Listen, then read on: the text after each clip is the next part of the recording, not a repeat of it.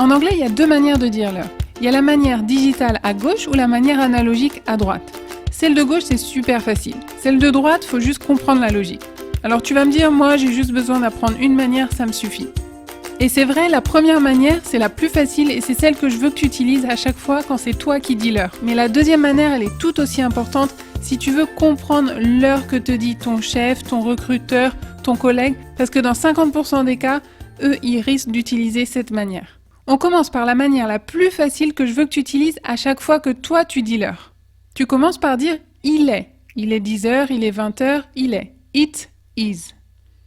Ensuite, tu lis le cadran. It is 8. Et tu dis juste le chiffre, tout simplement.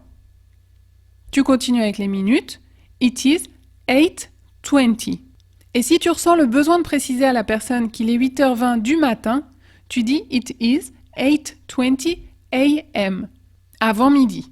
Et si c'est 8h20 de l'après-midi, tu dis It is 8:20 p.m. après le midi. Deuxième manière, c'est la manière analogique, c'est celle qui va te permettre de comprendre quand ton recruteur, ton chef ou ton collègue te parle. Donc de nouveau, tu commences par It is, il est.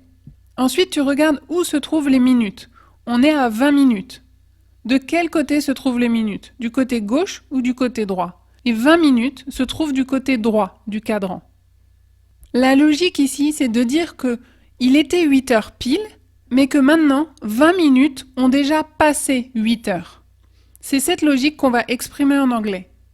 Tu vas dire It is 20, les 20 minutes, past, c'est passé, 8, 8 heures.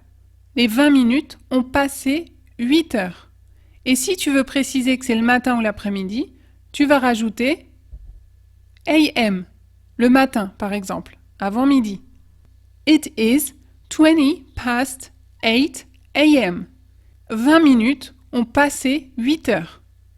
Maintenant, la logique pour le côté gauche. On regarde où se trouvent les minutes. Là, on est à 50. La logique ici, c'est de se dire, on est dans la deuxième moitié de l'heure. Il reste combien de temps avant d'arriver à 8 heures? Il nous reste encore 10 minutes avant d'arriver à 8 heures pile. La logique en anglais, ça va être de dire il reste encore 10 minutes pour arriver à 8 heures.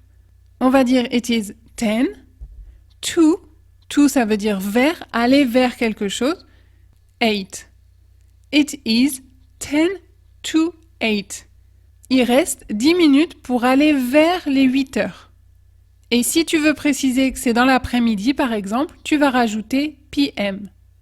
Et si les 8h moins 5, c'est la même logique, on est du côté gauche, il reste encore 5 minutes avant d'arriver à 8 heures. It is 5 to 8 p.m. Qu'en est-il maintenant des cas particuliers comme midi pile ou midi et quart? 5 heures pile, ça se dit It is 5 o'clock. It is 5 o'clock. Il est 5 heures et quart. On est du côté droit, on va utiliser past. It is a quarter past 5. Là, c'est comme si on disait un quart d'heure est passé après 5 heures. Même logique pour le côté gauche, il est 5 heures moins le quart. It is a quarter to 5. Il reste un quart d'heure avant d'arriver à 5 heures. Pour dire 5h30, on va considérer que le 30 se trouve sur la tranche de droite. Donc on va utiliser past. It is half past 5. La moitié est passée après 5 heures. Il est midi. It is noon. It's noon. Il est minuit. It's midnight. Midnight. Le milieu de la nuit. Midnight. Entraîne-toi maintenant et dis-moi quelle heure il est chez toi actuellement. Abonne-toi à My Liberty TV et libère-toi enfin de l'anglais.